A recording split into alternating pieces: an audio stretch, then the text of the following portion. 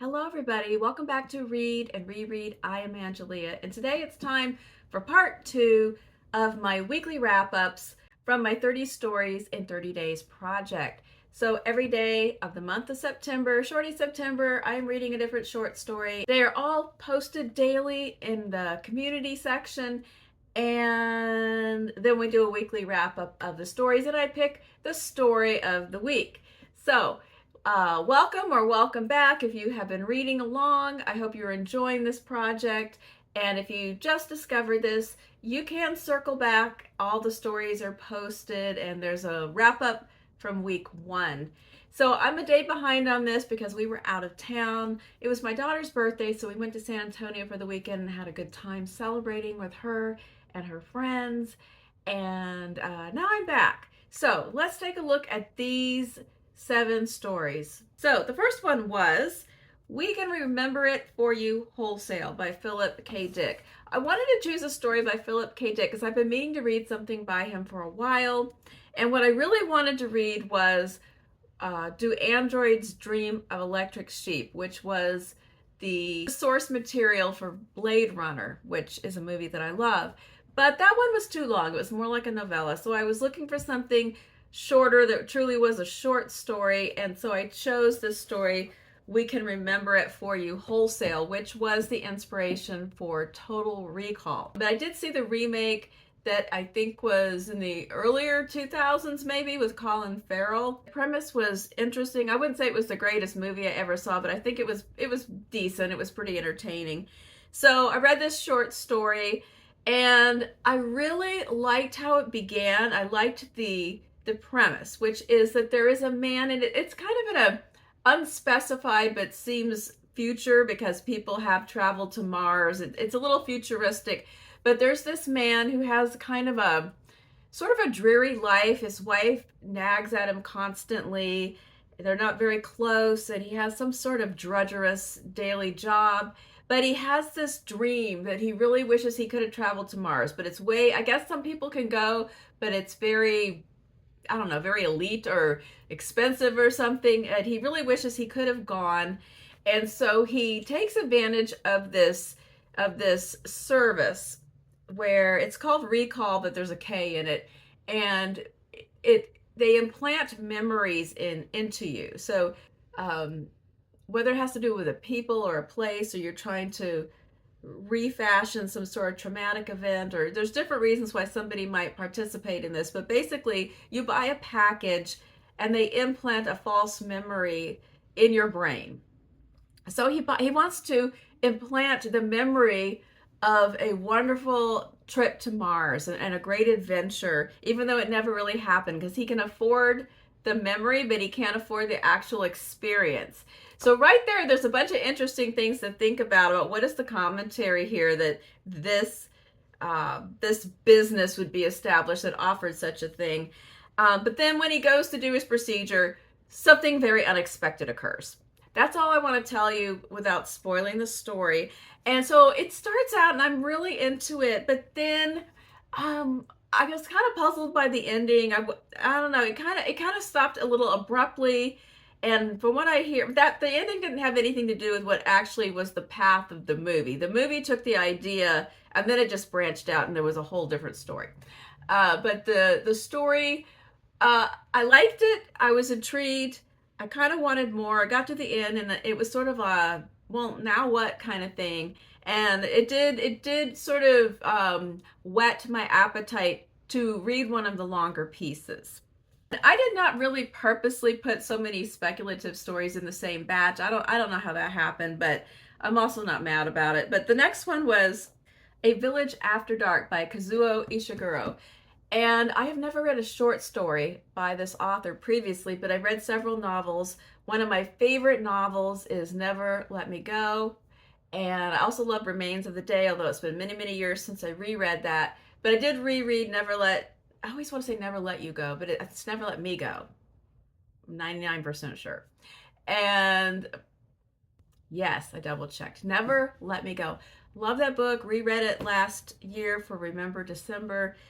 And I also really like Clara and the Sun. I want to read that again because that one I got to the end and I felt like I needed to read it again. So, but anyway, I really do like this author a lot, and so I read this short story. I didn't love this story.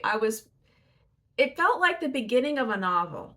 A man comes to town. It seems kind of faintly dystopian, but it's unclear. A man comes to town.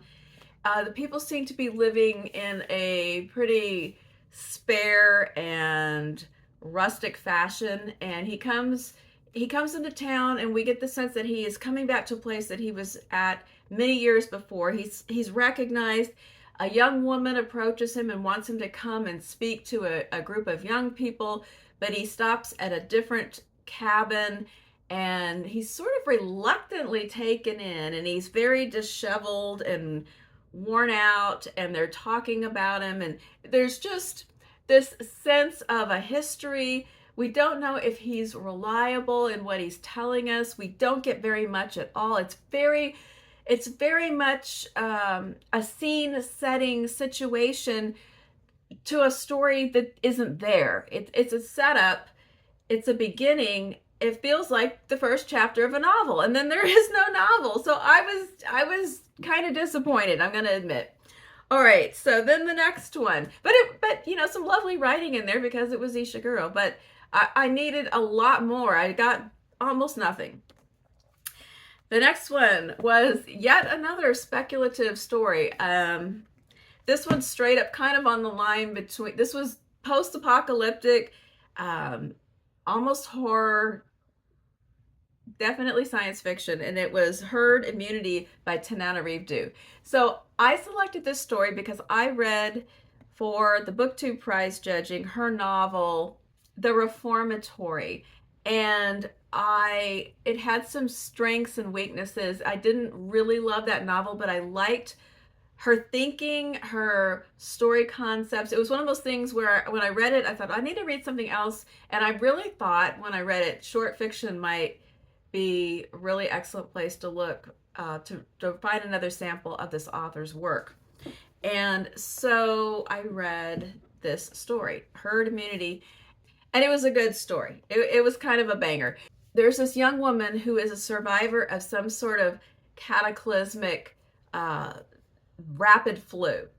Kind of sounds like Station 11 kind of situation, but I think this story was written in 2013, so it's well ahead of the COVID pandemic and maybe around the same time, but I can't remember. It's a little before, a little after Station 11.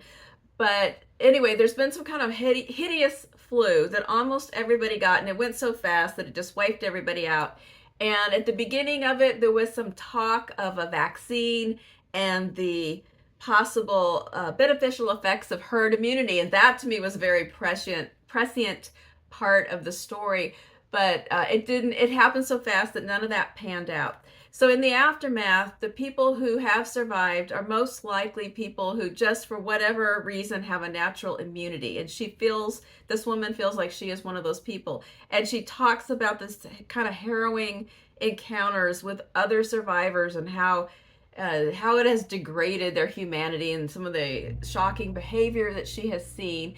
And she's just walking along this road and sees a man up in the distance, and she wants to catch up to him because she so seldom sees another person, and he is not waiting for her. He knows she's back there, but he's not letting her catch up, and they eventually reach an abandoned fairgrounds.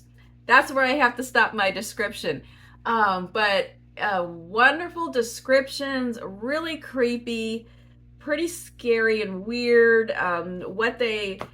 What she sees and finds at the fairgrounds, the encounter between she and this man, her behavior, her decisions. Oh yeah, so it was an entertaining little story, and that has made me think, yes, I would read some other short stories by Tananarive because I really enjoyed this one. Guess what? Another speculative story. This was Rent Control by Walter Tevis. Or Tevis. I really don't know. I feel like Tevis.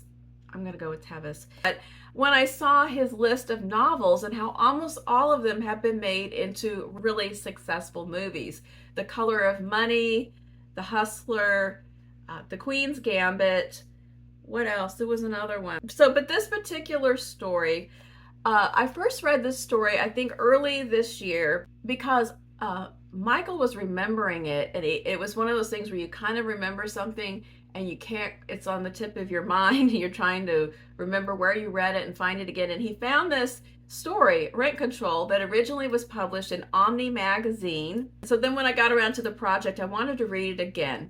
It takes place in New York City, and there is this couple who discover one evening that if they stay in this bed in this little studio apartment and they have to remain touching, time stops. When they're in the bed and touching, time stops. They can see it stop on the clock, on the television. They can look outside, everybody freezes, and they discover they can start and stop time, but only if they're in this bed and touching. And that's all I want to tell you. It's really good. It's not very long at all, and it captures the time. I think the story was something like 1979. I mean, it catches the moment and the description of the couple and what they are doing in their therapy session in New York City. It captures this really bizarre idea that makes you think about what you would do if you discover this for yourself. It has this great title that just kind of ties into everything, and I just loved it. And it makes me want to figure out what novel of his would I enjoy the most, because this story was really good. The next one was one of the audio stories from BBC Radio, which is my little experiment this year, including some audio, and it was Madwomans Milk by Louise Kennedy. Earlier this year, I'm pretty sure it was this year, was it last year? I don't know. I read The End of the World is a Cul-de-sac, her collection of short stories, which is her most recent book. Also read Trespasses last year, her novel that I really loved. This short story, it did fit in with my experience of her short fiction. I wouldn't say it's the most memorable story I've ever listened to, and listening is not my strong suit, so I was able to hang in there and listen to the story. Thinking about it now, I can't remember. I mean, I just listened to it a few days ago, and it's not sticking that well. It's about a man who comes to do some yard work for this older lady who's very demanding and picky and not very friendly, and he feels disrespected. She's kind of patronizing. He's getting more and more irritated with her, and then things kind of take a turn when he notices something about her. That's all I can give you there. I liked it. It was okay. So then we get to one of my all-time favorite short stories, What We Talk About When We Talk About Love. And I have this collection of stories, but one of his story collections did go by that title, and it's included in this larger collection. And this story, I love Raymond Carver. I was introduced to Raymond Carver first in a class in graduate school, and I think this is when I got the book, or maybe, I don't know. Maybe I got one of the smaller books and then I got this one later. But we read several of his stories and discussed them, and I fell in love with Raymond Carver's work. And this was right about the time he either had just passed away or it happened shortly thereafter. This particular story, it's so spare, but so fantastic. It kind of, the way that he writes, the only other writer I could say that manages to put so much in a story in such a spare way, but I still love the writing and the characters, I would say maybe Claire Keegan. As far as just being blown away by the simplicity and the depth, I would compare them. So in this story, all we have is two couples sitting at a kitchen table, day drinking, and they start talking about the nature of love. It is notable that the story is narrated by Nick, who is there with his wife, Laura, but the story is actually dominated by the man in the other couple whose name is Mel. The story begins with My friend Mel McGinnis was talking. Mel McGinnis is a cardiologist, and sometimes that gives him the right.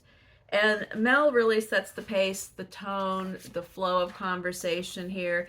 And they get onto this discussion about how Mel's wife, Terry, had a former, I can't remember, boyfriend or husband who was abusive and obsessive. The violence of his behavior and the obsessive nature of his behavior is up for debate because Terry says even though it was wrong and it was destructive, that it was a form of love and that it was an extreme display of love. And Mel says that is not love at all. That's just craziness. And why do you even think that that is love? He presents a counter example that has to do with this elderly couple that were in a terrible accident that he met through his work at the hospital. But so that plot wise, that's what we have. Two couples drinking and getting drunk and talking about love and relationships. It's kind of a masterwork in character development within a short story because Mel and the things that he says, the way that his personality shifts and begin to reveal different aspects of it as he talks and as he drinks and the sun starts to go down, and how it interplays with the other three people and the things that they interject. The whole thing is just conversation. I feel like I'm not doing it justice. It's just really good. It's really good. There's a lot going on even in the spaces and in the silences and the quieter parts and the gestures. You can actually, I always feel like I am getting mildly drunk right through the page. Like I can just smell the gin, and they keep talking about how they're going to go eat, or Terry's going to go get out some cheese and crackers, and they never do. And I keep thinking somebody needs to eat something to soak some of this up, because they're still, by the end, it's still somewhat civilized, but I don't know where this is going to devolve into. So anyway, I love this story, and I feel like I have done it a grave disservice in my rambling attempt to describe it without telling you the whole story. Let's just say it's about conversation and character. It's not about plot. And the last story, certainly not least, is The Lottery by Shirley Jackson.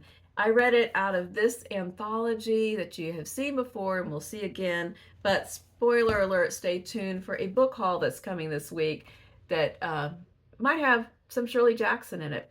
But this is a story that a lot of us did read back in school, and it's another one where you think, that's a nice little story to read in middle school or high school, but it really, I mean, it's a wonderful story for class discussion. There are so many things to talk about.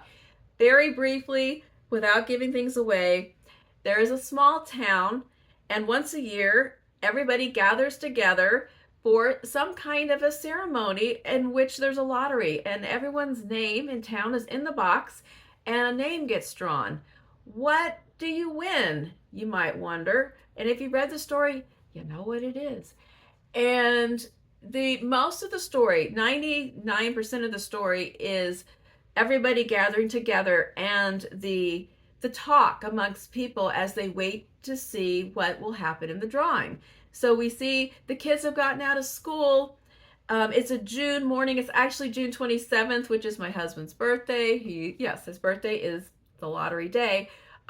Some of the older people are talking about the fact that the lottery has been discontinued in some places. Other people think that these traditions need to be upheld. And everybody is gathering together. Some people are impatient to get it over with because they have things to do. So it's something that we know, it's something they do every year. That doesn't take very long, and then you get it out of the way, and then you go back to whatever you were doing, and you work your way up to the end of the story, and you find out what it is. So there are a number of reasons why this is an absolute classic and stands up to multiple readings.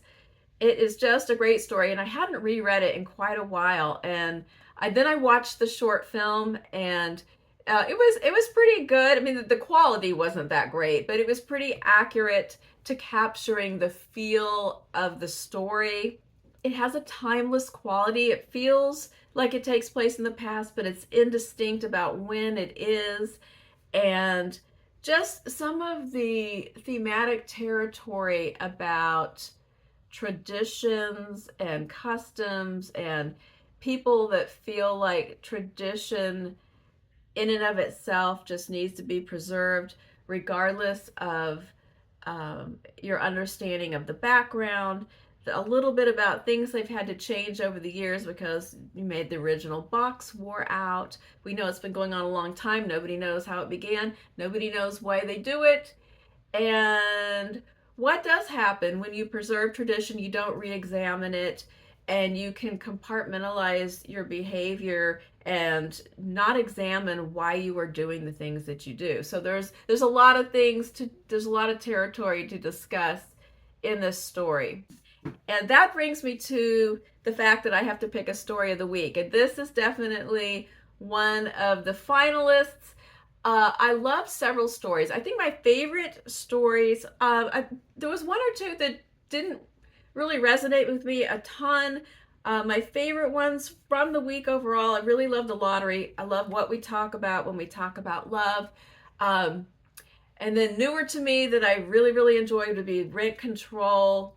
Herd Immunity was pretty good. I think Rent Control probably edges it out just a little bit. But I think my two finalists are The Lottery and the Raymond Carver. And that could go either way. One of them I think is just a wonderful kind of speculative classic about human behavior. And there's so many things that you can talk about and reread and examine. And then the Raymond Carver, it just has more of a personal excellence for me from when I first read it and over the years, and just my overall love of his short fiction. I haven't read as much Shirley Jackson as I have Raymond Carver, although I'm kind of working on a little Shirley Jackson gradual project now to remedy that. So I think that it really could go either way. But I think just me personally, I'm going to go with the Raymond Carver because I have read that story more times, and even just talking about it now, I'm ready to read it again already. So I think I'm going to go with Story of the Week, What We Talk About When We Talk About Love by Raymond Carver. I know probably most people would pick The Lottery or one of the other ones, but that's my choice and it's my video, so that's what I pick. So I hope that you enjoyed this week's stories. We're already a couple of stories into the new week, and I'll be coming back to wrap those up as well. And there will be a haul video this week also that I'm very excited about. So I hope you're having a great week, and I will see you again soon. Bye-bye.